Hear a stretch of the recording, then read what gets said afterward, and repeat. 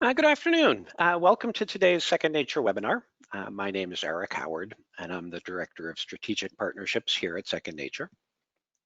Our program today is Sustainable Energy as a Service, why campuses are choosing to own the solution and not the equipment. A lot of campus leaders are looking at ways to fulfill their institutional commitments to zero carbon operations. At least 50 campuses have a commitment of being zero carbon by the year 2030. Some of you may know we did a webinar last year with Bob Hinkle from Metrus Energy. And for today's webinar with Bob, we have twice as many registrants. So thank you for joining us today. Most of you are at campuses and institutions that have made leadership commitments with respect to carbon or climate and resilience. One solution is financing infrastructure upgrades using a variety of contracts and agreements. Such agreements can help reduce energy costs while also improving user experience. Obviously, students, faculty, and staff all prefer to work and study and do research in a comfortable setting.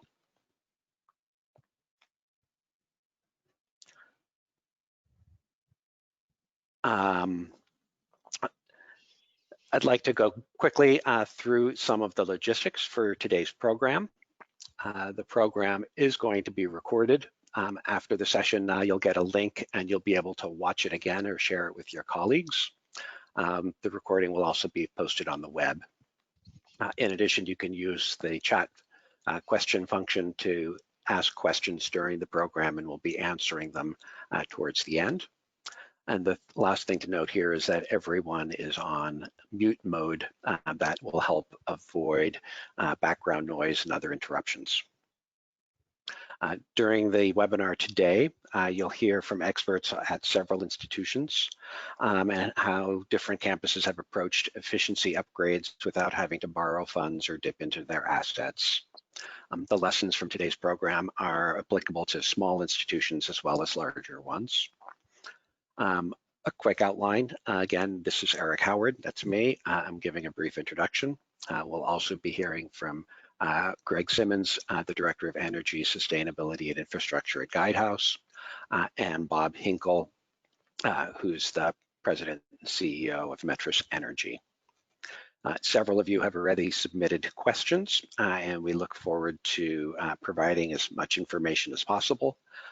At the last slide in today's program, you'll have all three of us, our email addresses, so you can reach out to us afterwards. Before we move on, I want to give a quick thank you to the many universities and nonprofits and corporate partners that we work with, including Metrus, who's sponsoring today's program. The full list of sponsors and nonprofit partners is available on our website at secondnature.org. Here you see a quick summary of our agenda. And before moving on to the program, would like to do a quick poll about important stakeholders. And the question is, are environmental commitments important to prospective students? So if you could quickly say strongly, very much, somewhat, not so much, not at all. We'll have this poll open for about another 10 or 15, 20 seconds. It's just to get us going and thinking and knowing what some of the views are among the people who are participating in today's program. So let's close the poll. And we see here strongly, very much more than 75% amongst the folks who are on the program today see the student, believe that's what's happening with the students. Now I'm going to pass the baton over to Greg because he has some other data for us to know. That's exactly about that topic. Absolutely. Thank you very much for the introduction. And first off, just want to say thank you to the team from Second Nature and to Metrus Energy for inviting me to speak today. I thought that the results from your comments on the poll were extremely interesting. We're going to compare that data, which was roughly, I think it was 75% or so had a positive belief that the sustainability objectives and the sustainability commitments of campuses influence student enrollment decisions. As you can see here, we can compare that data to other surveys that have been conducted. This is a survey that shows that approximately 2/3 of respondents, 2/3 of individuals considering admission into colleges, universities, and related campuses considered the university or college's commitment to be somewhat, very much, or strongly influencing upon their decision for enrollment. And obviously, this is extremely important at a time where there is pressure on universities to receive high enrollment.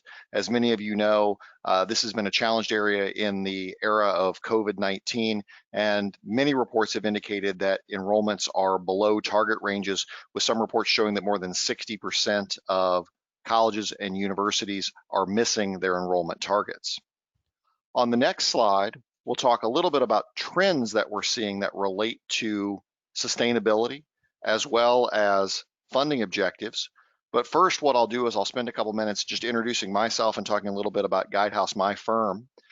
You may be familiar with Guidehouse or some of our predecessor entities. Guidehouse was formed as a spinoff of PricewaterhouseCoopers that then acquired an entity called Navigant Consulting. We do a wide variety of management consulting in a number of areas relating to healthcare, energy, infrastructure, and sustainability. In total, there's roughly 7,000 global employees at Guidehouse in roughly 50 global locations. Our sustainability and energy management practices focuses on a wide variety of topics, including energy and sustainability infrastructure, renewable energy and biofuels, and related project finance. And we're serving a wide range of commercial, industrial, and institutional customers, and you can see some of those names here. Getting back into the trends that we are observing in the market, many of you are probably feeling these today, but there's many pressures that are affecting the infrastructure budgets and the related energy and sustainability investments that campuses are making. One of the first factors that we're hearing about and that we're observing in our conversations with clients is the material backlog in deferred maintenance.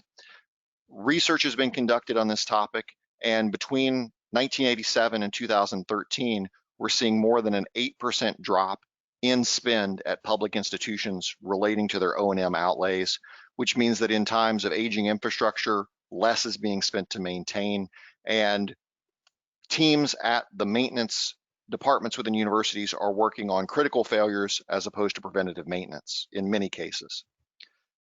The next item, as you're all, I'm sure, very aware, is that the COVID-19 pandemic has created many unanticipated expenses, including costly cleaning, as well as shifts in technology for remote and online learning. There are many published reports on this. One that we've highlighted here was a report from Syracuse University indicating that they had incurred roughly $35 million in unexpected expenses relating to the COVID-19 pandemic. I've alluded to this previously, but the third point that we're seeing in terms of a trend in the sector is declines in revenue. The declines in revenue come from a variety of factors. Certainly, the lack of students on campus affect many areas of the university and college systems, including lost revenues from housing or dining facilities. Lower enrollments is obviously a factor which we have spoke to previously. And then also declines in public support and public contributions to the budgets of colleges and universities continues to be an ongoing challenge.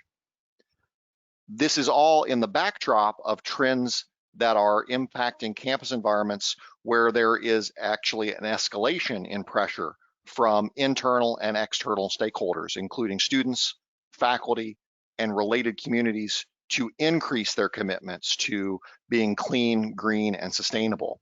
As a result, the trends that we're seeing indicate that while there has been declining budgets, lowering revenues, universities are unlikely to abandon their sustainability commitments, and we need to identify pathways and opportunities that make investments towards achieving those goals reasonable and achievable? I'll turn it over to Bob, and he's going to explore this topic in more detail.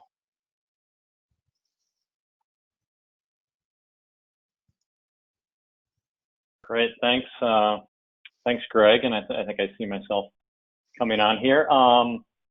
So yeah, before I start, I just want to say, excited to be speaking here with everyone today, and want to thank Eric and everyone at Second Nature in terms of organizing and hosting the webinar, and of course, Greg for joining us. So starting with the first slide here, I'll answer, why cows? And I guess, besides being a bit of an homage to Gary Larson of the Far Side, the slide has a true story in it that's rooted in the world of higher education.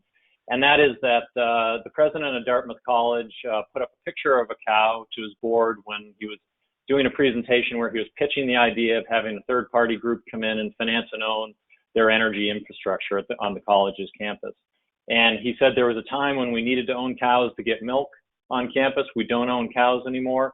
And we also don't need to own power plants in order to get clean energy and energy efficiency on campus. And, this really, I think, exemplifies what more and more schools are saying with increasing frequency.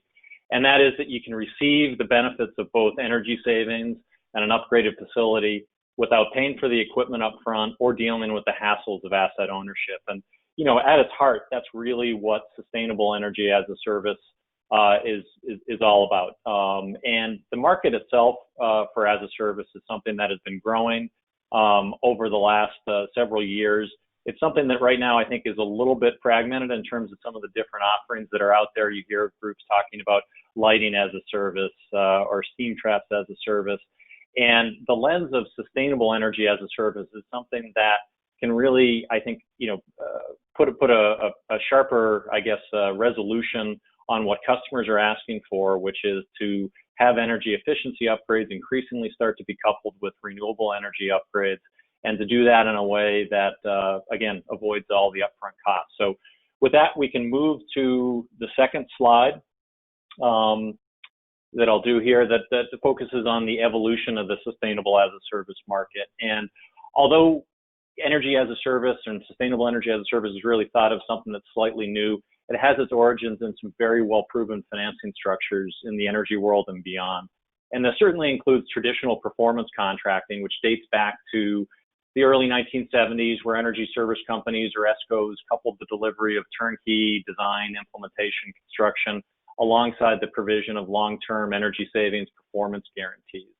And the vast majority of this work is something that was done in the federal sector, but also was done in the municipal world as well, and with a fair amount of frequency with K through 12 school district type projects. But sustainable energy as a service also builds on and probably more closely resembles the recent success in the renewable energy industry, where power purchase agreements or PPAs have been utilized by third-party financiers and owners of projects, and really have shown the benefits to campuses of buying solar power and not solar panels. And the as-a-service market is, also not something that's just unique to energy efficiency or clean energy. It's also something that has been transformational in many other parts of the economy and different areas of industry.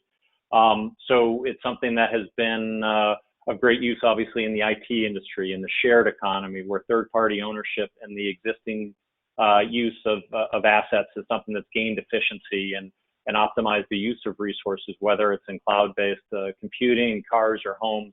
It's been transformational and has fueled growth. Sustainable energy as a service is really at the intersection of these key areas, and it's something that's both expanding the scale and speed of what can be accomplished. And that's being done by funding 100% of the upfront costs of projects through third-party financed and owned solutions, where you have an off-balance sheet services agreement structure that can be used to implement a wide range of different types of upgrades. It's also a pay-for-performance solution, whereby campuses can pay for realized measured savings on a cost per unit of energy saved basis, or if we're talking about renewable energy generation, it's something that customers can pay on a cost per unit of energy that's generated. From the savings perspective, that can mean paying for a cost per kWh of electricity saved, or a cost per therm of natural gas saved. And then for clean energy generation, again, it's a kilowatt hour of renewable energy generation. It's also an open source platform that can be, should be agnostic in terms of the type of equipment and solutions that are put forward. So it should be a customer campus-centric solution that fits for the needs of what is being utilized on a specific project. So something that can be an open platform for different types of equipment, different types of software. It's, again, putting together the best package that's needed to meet the needs of customers. Now, in terms of the different attributes, all of these combining together within the world of sustainable energy as a service are really helping drive both larger projects, more integrated projects, and ones that get after deeper levels of energy savings and carbon reduction. We can move on to the next slide. So sustainable energy as a service is something that benefits a myriad of different stakeholders. So certainly that includes CFOs and folks on the finance side. It definitely speaks to and benefits facility upgrades, so facility managers, facility directors, energy managers, but also sustainability directors. And as Eric was talking about earlier, there's many large and bold plans in terms of reducing carbon emissions on campus, and sometimes those are unfunded mandates. And that's where sustainable energy as a service can be of significant benefit and help. And the benefits really can be put into two main different buckets, you could say. From the financial perspective, since there's 100% financing of projects, there's obviously no capital outlay. Customers avoid capital budgeting constraints.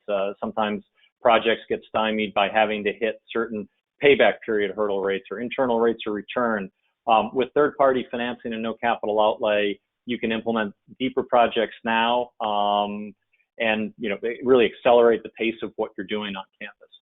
It also is an off-balance sheet solution, since you have true third-party ownership of assets during each year of a project arrangement. You have a pay-for-performance structure where, much like a utility bill, where the energy that you pay for that you're consuming goes up and down based on how much you are consuming. Here, under this arrangement, you're paying for realized savings that are measured. So your payments go up and down based on the level of savings that you're achieving. Also, on the financial benefits side, campuses should be cash flow positive and see a positive impact to their bottom line, where service charge rates are set below a current utility rate. So if a campus is paying, say, 8.5 cents per kilowatt hour they're consuming, paying that to their utility all in, under this type of an arrangement, you might, for sake of example, pay 7.5 cents per kilowatt hour saved. So for each and every unit of savings, there should be a positive cash flow benefit that accrues to the campus. Also, projects are de-risked to the extent that there's true measurement going on. So you're paying for measured realized savings. And during the development of the project, there's work that goes on to identify and capture any state or utility incentives that are available, so that all those get rolled into the project, to either get more upgrades done or to flow through in terms of a lower cost per unit of energy saved or generated that's paid by a campus. On the operational side, it's a turnkey solution. So you're integrating the delivery of all the required technical and engineering services, and you're doing that alongside including the financing. So it's an integrated technical and financial solution. And sustainable energy as a service projects fund a wide range of equipment. So that includes certainly the upgrade of critical energy assets that improve not only the energy efficiency, but the operational reliability of a campus's facilities. Also, as part of each arrangement, the service provider will fund and help procure ongoing services that include ongoing project monitoring to make sure that the assets are performing well and to measure savings, but also to pay for selected ongoing maintenance services that might benefit a campus. And that'll all be done throughout the entire term of the project. We can go to the next slide. Now this slide just lays out the key contractual arrangements and really just underscores that sustainable energy as a service is really a traditional project financing structure that's governed by some well-defined contracts. For each project that's done, the service provider will enter directly into the Sustainable Energy Services Agreement, or the SESA, with the customer. And that'll be done for each project, and the SESA is a master services type contract that can be used to fund a wide range of energy efficiency and clean energy measures. The SESA contract is a master type contract that has standard terms and conditions, but a set of project-specific exhibits that detail the type of upgrades that are going to be done. So there'll be a specific exhibit that calls out the equipment or the work that's going to be done. So it'll list the type of equipment, the make of that equipment, where it'll be located on campus. There'll be a separate exhibit for how the energy savings are going to be measured during the term of the agreement. So calculations for what will be measured for each of the different measures. And then there'll also be an exhibit that'll talk about the cost per unit of energy saved or the cost per unit of renewable energy generated during the entire agreement. All that will be in exhibits that are very specific to the project. In parallel, there will be an agreement that's entered into by the service provider with an ESCO, an energy service company, or a contractor. And that agreement, an ESPC type agreement, will cover the installation and construction of a project. It'll cover ongoing maintenance services that are applicable, as well as the monitoring of project performance. So those are the two key agreements. There's a lot of flow through between them, and they're entered into simultaneously.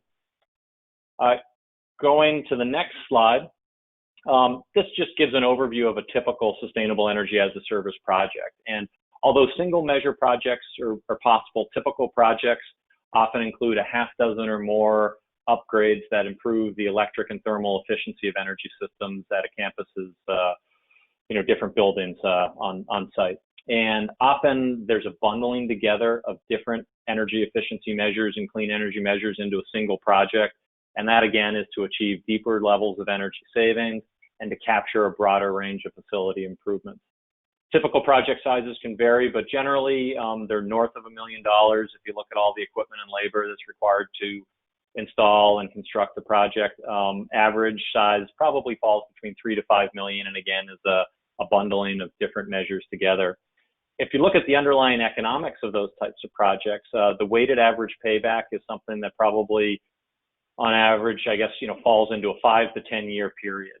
So that's again bundling together some upgrades that have lower, quicker paybacks and some other more capital intensive measures that might have longer paybacks to get to this 5 to 10 year underlying weighted average payback period for a project. And those type of projects can fit nicely into agreements that are anywhere maybe in a 8 to 15 year term. So that's looking at the underlying economics of a project translated into an SESA contract term of 10 to 15 years. And 20 years are certainly possible. We've done projects that go out that long for customers, and part of it just depends on the type of work and the customer where the work's going to be done. So I think Eric is going to do another one of his polls here. So I'll pause to let him do that.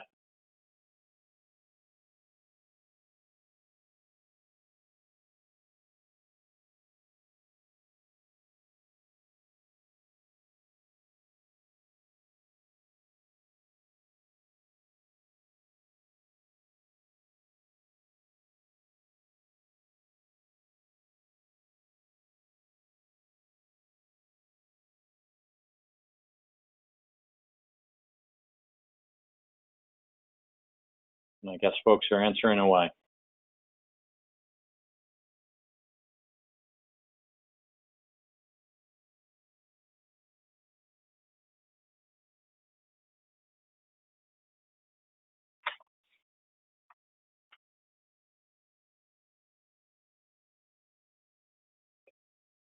So Bob, do you want to talk about the poll here?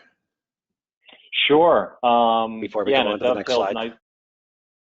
Well, why don't we can just look at the results here for a moment and then go on. But obviously HVAC improvements, very high, insulation, windows, building envelope, and LED lighting, so high kind of results across the board. And I think if we go to the next slide, that kind of we can speak to that a little bit more. So looking and thinking about the poll, but then also looking at this slide here, it really illustrates the depth of different upgrades that can be done on a campus and that can be included in a project. So sustainable energy as a service really by definition is casting a pretty wide net to include the types of upgrades that were in that poll there and that you see here on the slide.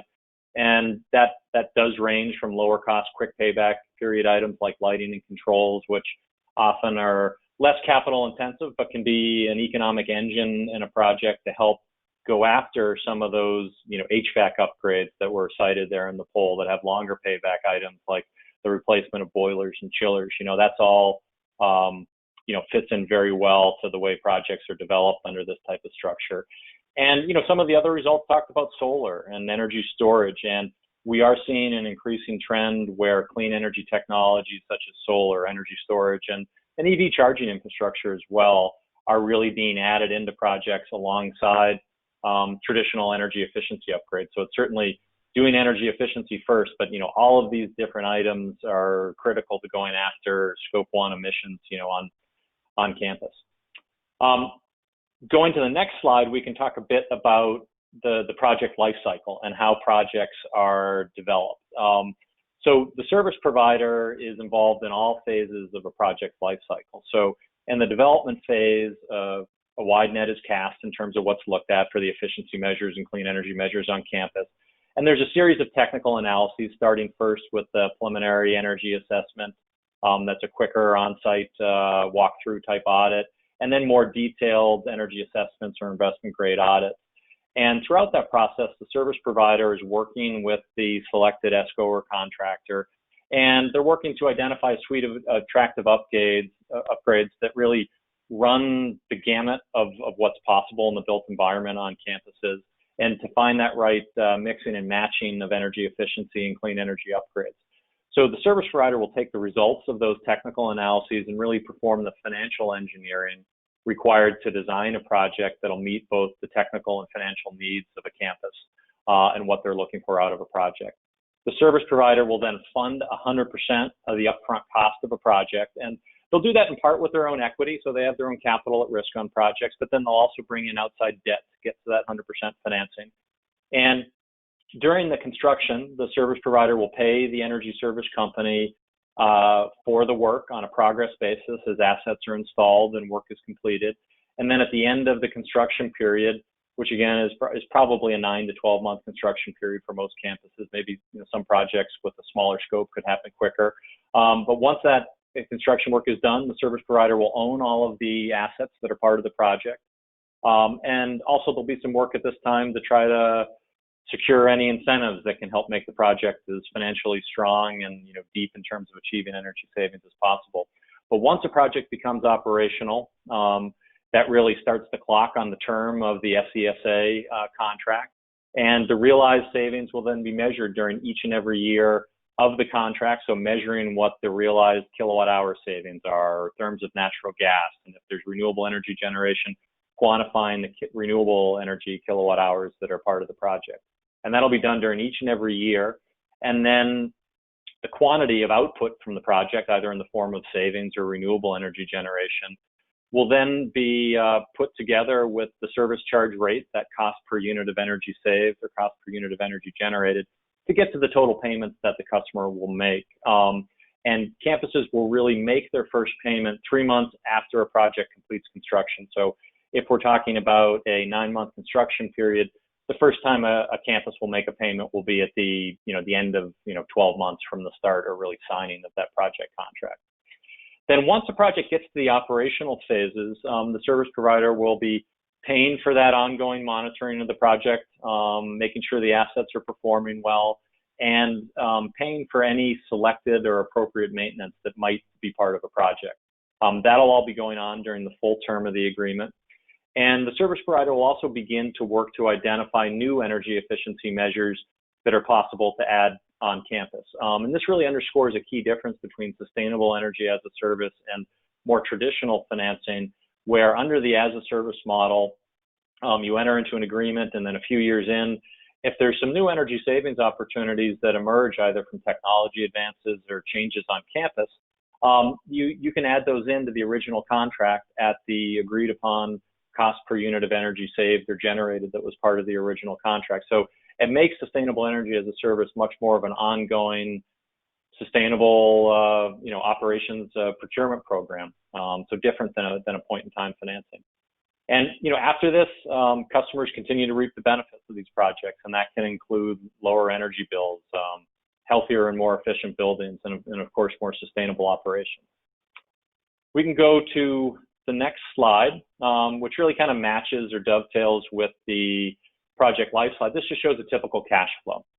And I don't need to spend too much time on this slide, but in the initial phase to the left, you can see that the service provider is funding 100% of the project cost, again, with their own equity and outside debt. And that's used to pay the energy service company or contractor for actual construction work on a progress basis.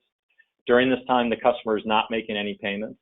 Once the project becomes operational, the customer begins to pay for measured realized savings, keeping a portion of those savings during the service agreement term.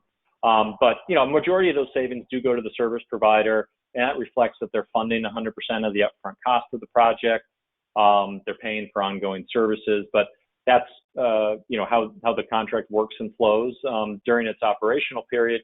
And then at the end of the services agreement term, the customer can elect to purchase the project at its fair market value, which is what's assumed in this slide. And at that point, the customer would take 100% or receive 100% of the ongoing savings. And there's other options as well. The agreement could be extended for a to be determined time period, or the agreement could be ended at that point as well.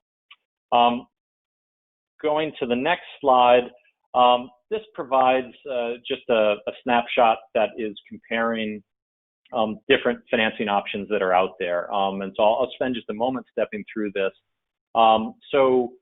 The columns list different types of financing options. So the SESA, Sustainable Energy Services Agreement, a lease, a standard capital lease, PACE, which stands for Property Assessed Clean Energy, which depending on where you are in the country might be a possibility, and then just cash, so using your capital budget. And the different rows have some different attributes that we can touch on. So 100% third-party financing. Well, under the SESA, lease, and PACE, you do get that 100% outside financing in cash. You're obviously using your own cash. So there's no outside financing. Balance sheet treatment, the Sustainable Energy Services Agreement is the only one of those that can be treated as off balance sheet. It's also the only one that's a pay for performance type application. Again, very much like a solar power purchase agreement or utility bill. It's a pay for unit of output or pay for unit of savings. The other arrangements have a fixed principal and interest type payment. The SESA is also one that is able to include in other services, so ongoing project monitoring, ongoing maintenance. So it's a little bit more of an integrated open platform. As I mentioned, you can add new upgrades or measures over time as your campus evolves under an SESA. And the terms of the arrangements vary. 5 to 15 years is probably typical for an SESA, although again, 20 is possible. And from a cost of capital perspective, it's in the range of PACE. It's a little bit more expensive than an on-balance sheet capital lease. And when you're thinking about cash, then you're thinking about your own internal cost of capital as a comparison. So with that, we can move to one slide that looks at a case study, and I can talk about this and then hand it back to Greg. But this is a recent project that we at Metrus implemented with Queen's University in Charlotte. It's a good example of the type of upgrades and improvements that can be implemented under a Sustainable Energy Services Agreement. So this project was recently completed. Construction was completed over the summer. And it's a multi-measure integrated retrofit. You can see from the different types of measures that are there. And I think it was Greg mentioned in some of Guidehouse's assessments, they've seen deferred maintenance as a key driver, and that was certainly the case here. In particular, there was a desire or need to replace a series of aging chillers on campus that were approaching the end of their useful life. So from a development perspective, both technical and financial, the key mission for us was, okay, how can we get these chillers in a way that is acceptable from a contract term and a financing term? And so part of that was to go and identify other efficiency measures on campus that were possible that could help, if you will, average down that payback on chillers replacements, which is a longer payback period measure. And so for Queens, this included going out and finding some broad-based applications for LED lighting on campus, There was a need for a new building management system, and there was also some water efficiency measures. So those coupled with the new chillers allowed us to get into that 15-year SESA term that you see listed here. In terms of the service charge rate, Queens is paying a rate where it's about roughly 5% below their current utility charges. So they were able to avoid all the capital outlay, do this through a services agreement structure, and do it in a way that's cash flow positive. The building also touched many different parts of the campus. So it was comprehensive in its scope of work, electric and thermal energy upgrades, but it was also comprehensive in the footprint on campus. So this project touched 25 different buildings, residential, so dorms, administration and facilities type buildings were involved, and also an athletic center. So again, really kind of wide-ranging footprint. From a stakeholder perspective, we worked very closely with the university's CFO. He was front and center in driving this, brought in their facility team, also some outside architecture advisors that they had in terms of looking at opportunities, seeing its fit within, really the built environment on campus and making sure there was harmony there. That was the key part of this. And then from a sustainability perspective, this project, it's in its first year of operations, and all is going well. But it's projected on an annual basis over each of the next 15 years to save about 1,400 tons of carbon per year. So, significant sustainability benefit on campus as well.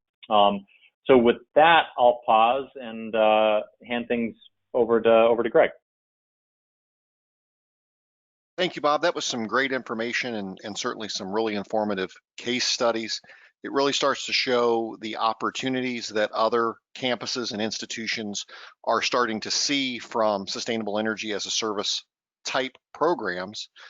I'm going to share two additional case studies. These have been widely publicized examples of sustainable energy as a service projects, not only because of the services that are included, but the scale of the programs. And this gives you some feel for the type of engagements that are available, as well as the universe of possibilities.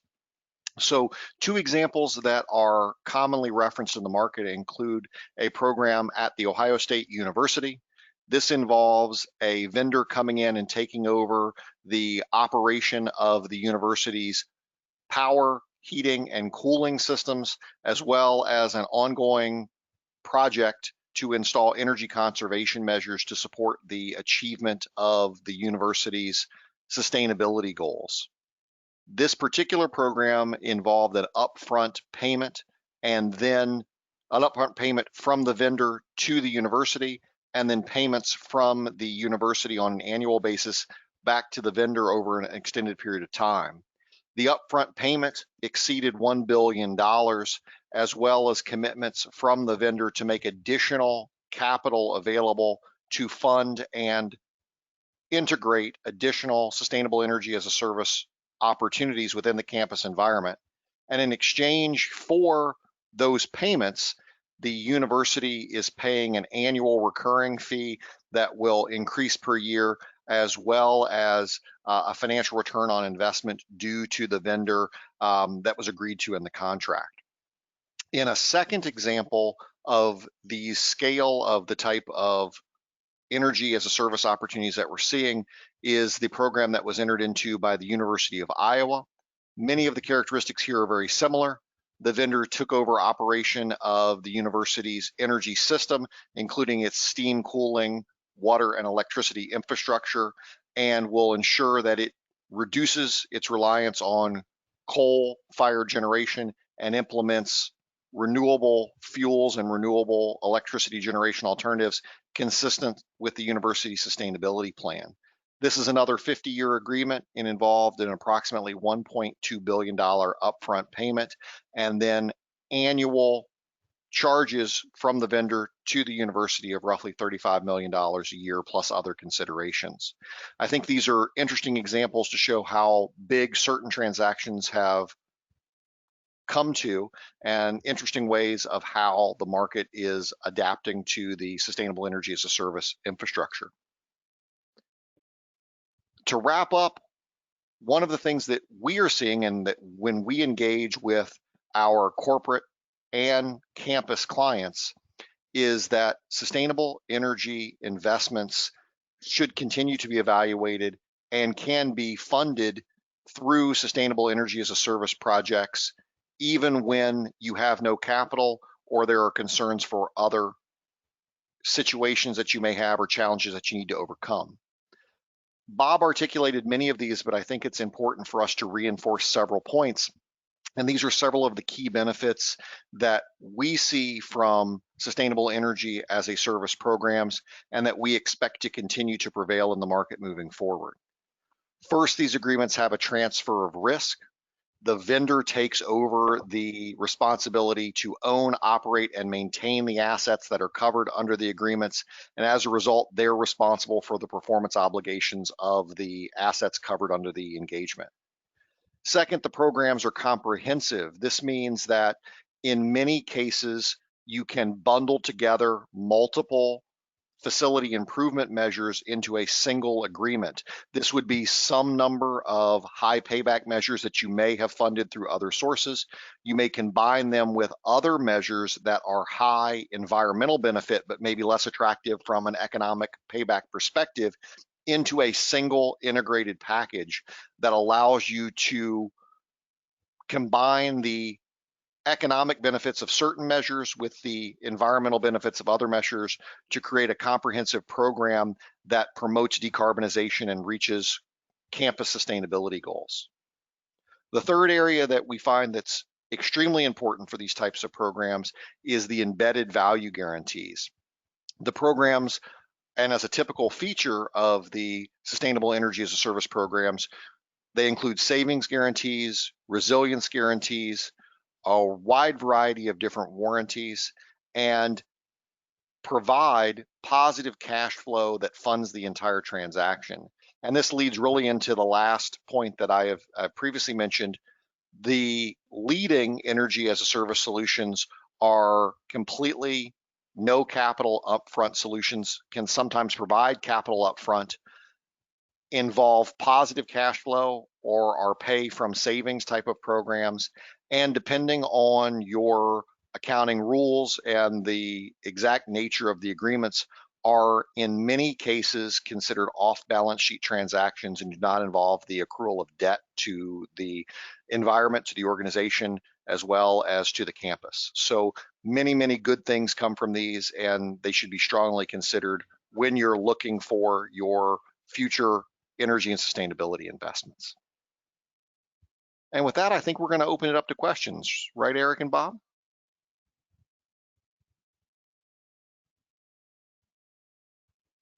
Yep.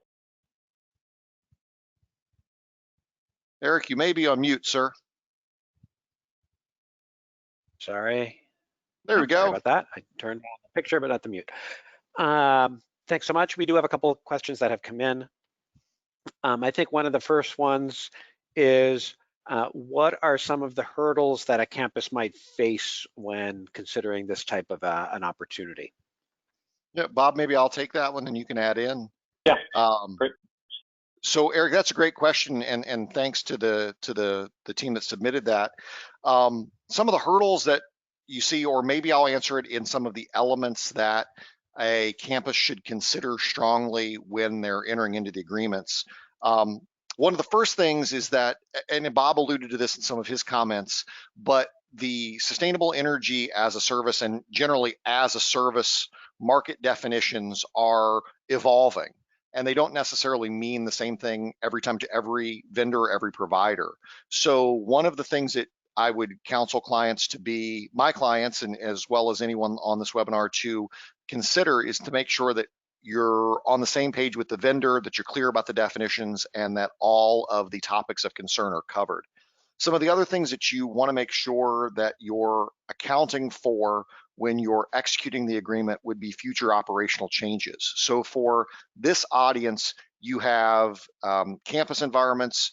It's very likely that those campuses will continue on in the future, but there could be expansions, there could be changes in the use of the facilities. It's important that when you're establishing your agreements that you account for likely changes that are going to occur over the duration. And as Bob mentioned, there's a wide range, but many times these can be a couple of years to a decade or longer.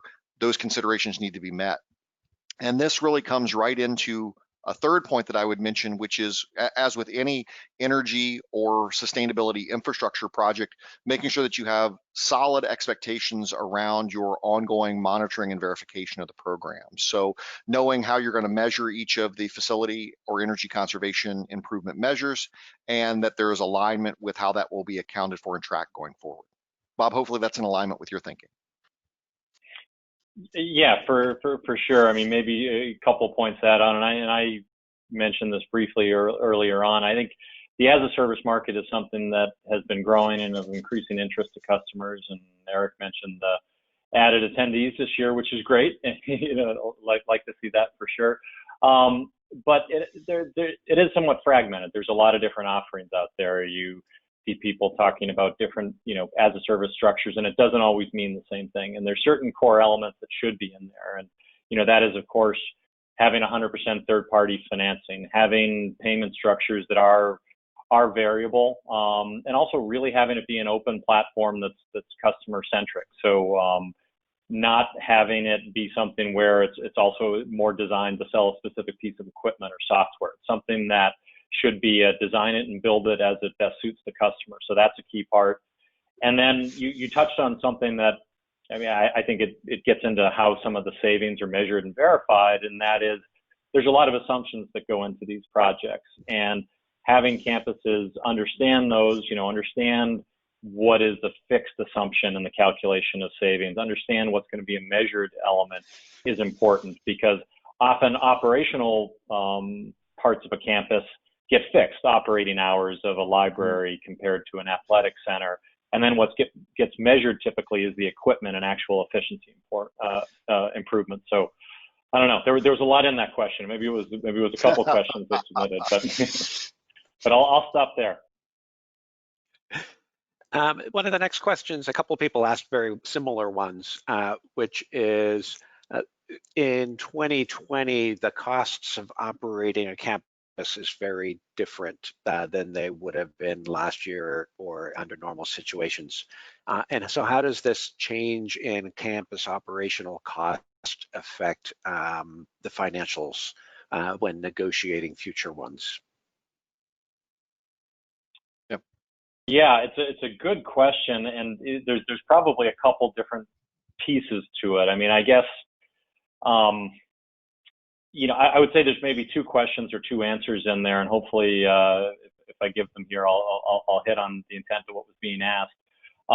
You know, one is that, as Greg mentioned, a lot of campuses are experiencing unexpected costs that, you know, none of us could have planned for. You know, this isn't the 2020 I think any of us planned, and so there's a lot of added costs, and those costs were unplanned expenditures. And universities and colleges are in the business of teaching students and educating students, and there's costs and hits on budget that, you know, might have been going to sustainability or on campus, you know, energy infrastructure improvements. And certainly this type of offering can come in and fill that void. So that's maybe part of what was being asked. And then also, you know, the dynamics on a campus are changing in terms of their operating profile. And I think any projects going forward, getting back to some of those measurement and verification inputs and assumptions, there'll need to be some added thought about what does operating a campus mean in the future. And, you know, hopefully we get back to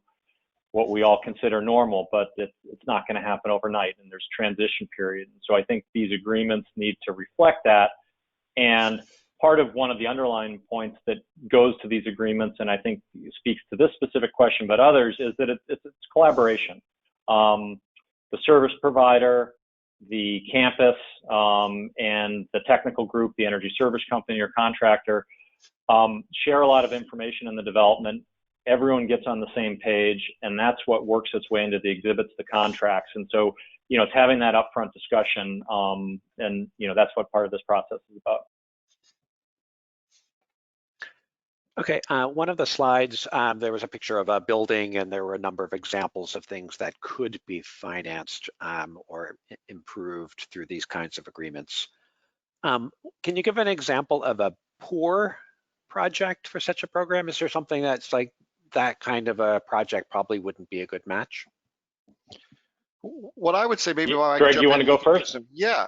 What I would say is one of the features, if as we were wrapping up, one of the features that I talked about that is so intriguing about these type of opportunities, the sustainable energy as a service agreements, is in a traditional financing model, many institutions are drawn to only looking for the quick payback opportunities, the ones that have the very fast financial payback.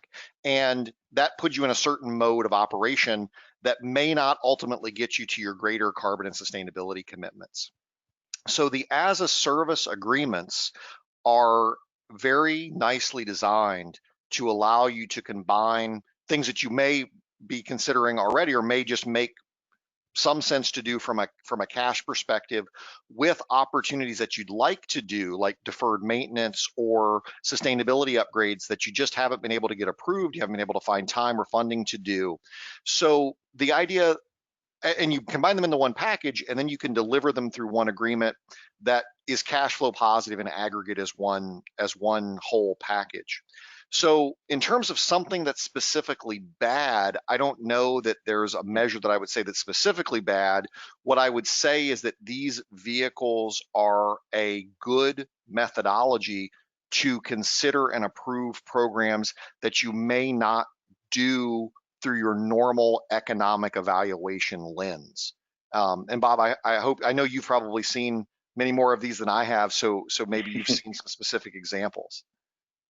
Yeah, no, I agree with you. I think the flexibility is a key part of this. So there is an ability to add in a range of measures. Some of them you might not, think fit, but if you're taking the approach of bundling and bringing in items like LED lighting and other upgrades, you can often, have them pay the freight, so to speak, and get projects done. I mean, I'll give one example of actually a university project that we couldn't do that would have been fun.